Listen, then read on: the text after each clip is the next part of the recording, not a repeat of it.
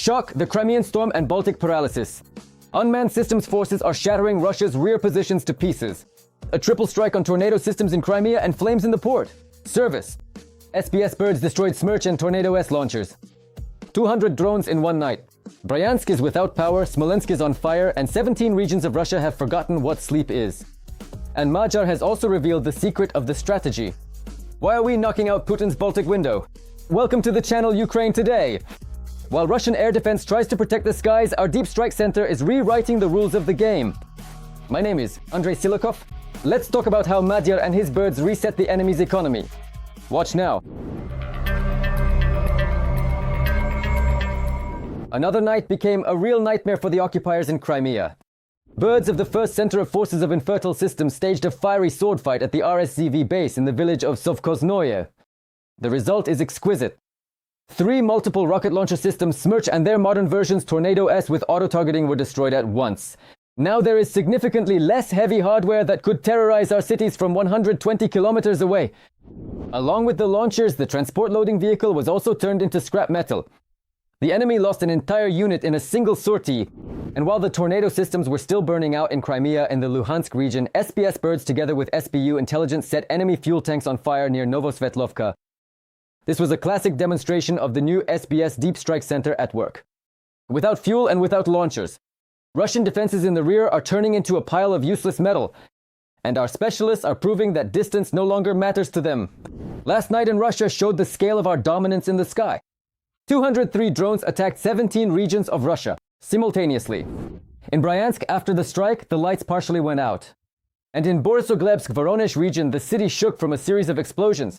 In Smolensk, local residents saw bright flashes and heard the roar of engines while their air defense unsuccessfully tried to shoot down the birds. But the main strike once again hit the Leningrad region. In the port of Ust-Luga, NASA satellites detected new signatures of burning fuel tanks. The fire map confirms it. Our targets have been hit despite all the triumphant reports from the Russian Ministry of Defense. Russians are recording from aboard a passenger plane a smokescreen after the visit of sanctioned UAVs to key Russian ports in the Leningrad region. Since the start of the attack on the Leningrad region on March 29th, 31 UAVs have been destroyed. Rescuers are working to extinguish the fire at the Ust-Luga port. The Russian Ministry of Defense can report hundreds of downed drones as much as it wants, but the facts speak for themselves. Smolensk, Kaluga, Samara, and even the Moscow region no longer sleeps peacefully. This is already the 3rd largest attack in March, and the intensity is only increasing. The UAVs clearly demonstrate that there are no longer any safe zones in Russia. The enemy's deep rear. Now this is our playground. And Mater with his birds is just getting a taste for it. During the past night, air defense forces on duty destroyed 203 Ukrainian fixed-wing unmanned aerial vehicles over the territories. Belgorod, Bryansk, Volgograd, Voronezh, Kaluga, Kursk, Leningrad, Novgorod, Oryol, Penza, Pskov, Rostov, Samara, Saratov, Smolensk, Tver, and Tula regions, the Moscow region, Krasnodar Krai, the Republic of Crimea, and over the waters of the Black Sea. This was stated in a report by the Russian Ministry of Defense. For the first time, our commanders have openly started talking about the secrets of strategy deep behind enemy lines. The commander of the Unmanned Systems Forces, Robert Brovdy, the legendary Magyar, explained why we are holding on so tightly to the Leningrad region. The ports of Ust-Luga and Primorsk, as well as the largest oil refinery in the north, are a single target of the Baltic export window. Putin's. Striking the refinery and port infrastructure breaks this chain. Less processing, more complicated logistics, and therefore overloading of other hubs. As a result, accumulation of oil, shortage of capacity, and pressure on the entire system. In the longer term, this forces the enemy to halt production. The White Knights turn black. The defense forces of Ukraine are turning Russia's main resource into its most vulnerable link. Magyar's plan is simple and brilliant. Less processing at the refineries means overloading other hubs and an accumulation of crude oil with nowhere to put it. The shortage of capacity creates enormous pressure on the entire Russian state apparatus. In the long term, these are not just fires at the plants. This is forcing the enemy to completely halt oil production. Ukraine is systematically destroying the enemy's ability to finance the war, turning the oil empire into a territory of endless accidents and losses. Putin is terrified of the imminent end. The country can't handle the war, and the burning terminals near St. Petersburg have become a shameful stain that the Kremlin is even afraid to comment on. Find out how the real collapse in the rear and systemic disgrace are finishing off the remnants of Putin's regime. Watch all the details right now. Putin is in a panic, terrified of his rapidly approaching end because the country simply can't sustain the war anymore. This is evident from his increasingly rare public appearances, the drama with internet shutdowns across Russia, and the huge number of dissatisfied people calling for the overthrow of the government. Enough with the silence, enough with watching this lawlessness unfold. And appealing to the president is pointless. This is the dispossession of the country's population. It's outright dispossession, plain and simple. They are deliberately destroying livestock brazenly. They just come in, take them away, and put them down. Perfectly healthy livestock, not infected with anything, and so on. So men, think again. Come back home and protect your families, your loved ones and relatives, from these officials, from these arrogant creatures who do whatever they want. It's important for them to prevent destabilization in society. Right now, they might think that destabilization in society is more dangerous and that connecting to road surveillance cameras is more dangerous. You understand? If you can get shot on our butt, that's much more dangerous. That's much more dangerous than any problems with the military machine. This is what Putin is thinking about. You can see that he treats himself with great care. Remember that huge white table. Well, this motive has prevailed again. And things really are going badly for Putin. Ukrainian drones reached the Leningrad region and destroyed the oil terminals at the ports of Primorsk and Ust-Luga. The Russian authorities didn't even dare to comment on such a disgrace. It's burning. All of Ust-Luga is burning. The port? It exploded again. Another one. And it's still flying around in circles. There are a lot of them. Meanwhile, pro-war bloggers are trying to justify the leaky air defense by claiming that Ukrainian drones supposedly fly there through NATO countries. Ukrainian monitoring channels note that on the days of the attacks on the Leningrad region, air raid alerts were announced in Russian regions that are along the drone's flight path. The authorities of the Baltic countries, into whose territory Ukrainian drones entered, have already conducted a preliminary investigation and clarified what happened. A drone entered Estonian airspace from the Russian side. 2 kilometers from the border, it crashed into a power plant pipe. An explosion occurred. We are talking about a drone that went off course and was affected while still in Russian airspace. The drone debris shows that it was a Ukrainian unmanned aerial vehicle. No people were injured. We have initiated a criminal investigation. We are studying the wreckage and the components. Against the backdrop of a catastrophic economic situation, Putin held a Congress of Industrialists and Entrepreneurs, where he stated that, in fact, the situation is under control.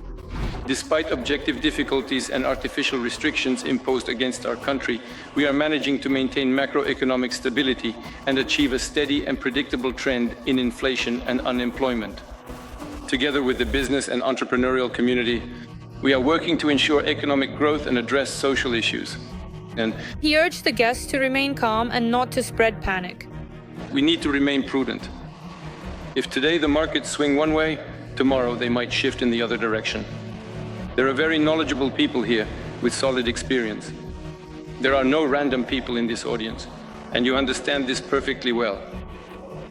That means a moderate conservatism and a moderately conservative approach are necessary. But more interesting was the unofficial part, rumors about which leaked to the press. At that part, Putin asked major businessmen to contribute money for the war. I would also like to kindly ask you to pay very close attention to this specific matter and to actively take part in this important work we are doing. Thank you. While the actual amounts of money involved here are relatively tiny, the final result could potentially be extremely significant for the country's culture, for its future. Supposedly, only a few people agreed, among them the Dagestani businessman Suleiman Kerimov. That's more than 2 billion rubles. They gave their own personal money. It is becoming obvious that things are going badly for Putin's war machine. And support for Putin, both among ordinary people and within his own inner circle, is decreasing every day. And that can't help but be encouraging.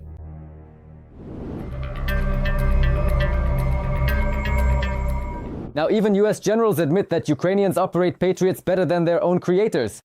We are teaching Americans and Gulf sheikhs how to instantly turn Iranian and Russian junk into a pile of useless scrap metal. To find out why there is a line of people from all over the world waiting for Ukrainian instructors, watch our report. Zelensky's first foreign trip, where Ukraine is not seeking weapons but offering them. The president made a sudden business tour to the Middle East, the result of which should be multi-million-dollar defense contracts. This is an opportunity to highlight Ukraine's role, not just as a petitioner, not just as a country that is constantly waiting for help, not just a country that receives help from others, but a country that can provide assistance, that can offer serious support and aid. Then that's why we can say that this initiative from our leadership is the right one. It's a good one to help the countries of the region. As Bloomberg reports, Kyiv claims it is ready to share its experience in intercepting Iranian drones, which are now massively attacking the countries of the Persian Gulf in exchange for scarce American missiles and investments in our defense industry. Ukraine has the greatest experience in the world when it comes to using drones. We are offering the countries of the Middle East and the Gulf a partnership that is mutually beneficial. Our knowledge and technology in exchange for their funding. And we are working to make this a reality. Our contribution to security in this region will also be a real contribution to global security. It is worth noting that it was the Arab countries themselves who initiated such deals. After assessing the effectiveness of our air defense systems, Saudi Arabia proposed a deal for the supply of our electronic warfare systems and interceptor drones. There are also private requests being made to Ukraine. For example, from the oil giant Saudi Aramco. The request remains the same: to sell and teach them how to use Ukrainian drones. Protecting their infrastructure, of course, right now is not really feasible without Ukraine, let's be honest. We can already see now in Saudi Arabia and various Arab countries that they understand this perfectly well and are now strengthening and deepening their cooperation with Ukraine, precisely because only Ukraine has the capabilities, technical expertise, experience, and know-how to protect infrastructure facilities and cities. At the same time, Ukraine is trying not just to sell a batch of UAVs, but to establish a reliable long-term partnership and provide real assistance, because using Patriot missiles against Iranian drones has turned out to be an extremely expensive solution even for the wealthiest countries. We are trying to help them because they were not really prepared for drone attacks. They may even be better prepared for missile attacks, but nevertheless, they used up a huge number of missiles to shoot down Iranian targets. In return for its assistance, Ukraine hopes to attract investment. And not just for itself, but for all of Europe, building a reliable defense strategy for its partners and the entire continent. They understand that right now, the task for Europe is absolute, complete independence in the sphere of security, so that there is no dependence whatsoever on America when it comes to concrete protection from America, including the transfer of certain types of weapons. They also need to produce everything they require for their own security themselves. Moreover, as practice has shown, producing and even using American weapons in Ukraine can be done better than by the Americans themselves. In a recent report, the US command acknowledged that the Ukrainian armed forces use Patriots more effectively than any other country that has them. They work, I can tell you that with absolute certainty. From my point of view, this is a success story. To be honest, at first I had some doubts. It's a very complex system. We train our guys for a very long time so that they can operate them. But the Ukrainians train their people, and now they feel as comfortable working with the Patriot as a fish in water. And in fact, now we are learning from their techniques for using these air defense systems. As a result, today the Ukrainian armed forces are teaching Western partners how to use their own air defense systems, and Middle Eastern militaries how to operate Ukrainian interceptor drones, having established what is arguably one of the best air defense systems in the world. Now, the question is about resources and scaling up, and that was the main goal of Zelensky's trip to the Middle East.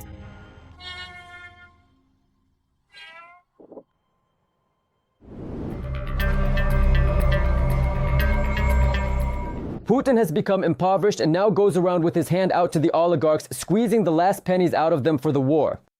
The Kremlin is trying to survive at the expense of its own businessmen. Find out right now who agreed to pay for this nonsense and how soon this money will turn to dust. Putin is broke and is asking the oligarchs for money to fund the war. During a meeting with businessmen, the Russian dictator stated that Russia would continue the war until it captured all of Donbass, according to Financial Times sources.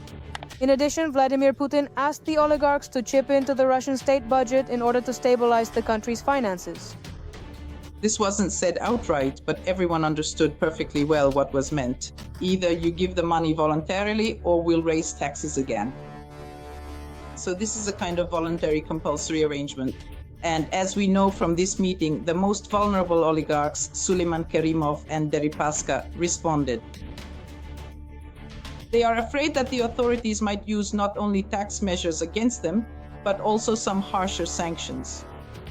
Journalists from the Financial Times note that from the statements of the Russian dictator, it became clear that he is determined to continue the war against Ukraine, despite the growing strain on the Kremlin. The biggest problem for the Kremlin today is not so much money, but manpower. And this resource cannot be replenished through direct pressure. As for the specific question of exactly how long they will continue to keep doing this, whether it is for an indefinite amount of time or perhaps for many months, several years, and so on, it really still depends on a wide variety of different external circumstances. And at this point in time, there are a number of various assumptions that can be made here. The Russian dictator explained the need to continue the war by saying that Ukraine refused to withdraw its troops from Donbas during the latest rounds of negotiations mediated by the United States. In my opinion, what Putin said, that we will reach our goal anyway, is primarily meant as a scare tactic for Ukraine to say, you don't want to negotiate, but we were ready to negotiate according to Trump's proposal, and now we won't. Now we'll go all the way. The Bell publication? On March 26th, citing sources, it reported that after the Congress of the Russian Union of Industrialists and Entrepreneurs, Putin held a closed meeting with businessmen, where he proposed that they finance the war against Ukraine. Right now, there's a brief sense of relief due to the war in Iran. Oil prices have risen in the short term, so over a brief period, it might seem to Putin that the problems are over. It is quite obvious that the problems are deeply and fundamentally systemic in nature. As soon as the situation in Iran reaches its inevitable and logical conclusion, the economic situation in Russia will undergo a critical and devastating collapse. The president of Ukraine, Volodymyr Zelensky, has repeatedly stated that Ukraine will not abandon Donbas because retreating would open the way for Russia, a path to other regions of the country. And it would not stop new demands from the Kremlin.